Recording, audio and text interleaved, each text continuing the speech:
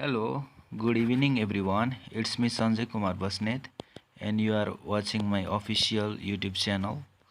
These scenes are shot near the view tower that is being made in Damak 3, Japa, Nepal. And this view tower is supposed to be the vital for the nearby people and the economical sectors of the society of people living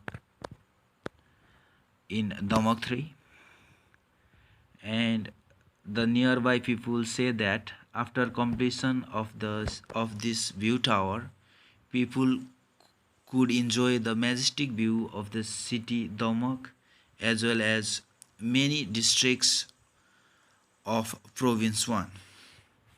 Even people say even Bhojpur district could be seen from the top of the view tower after completion.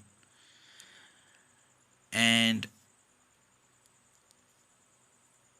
another thing is this view tower is going to be made up to 14th floors, and the work is being done rapidly. Almost 50 workers and some 15 staffs inclusive of accountants, engineers and office helpers are performing their duties properly. Please visit this view tower construction site. Thank you very much. Please subscribe my channel.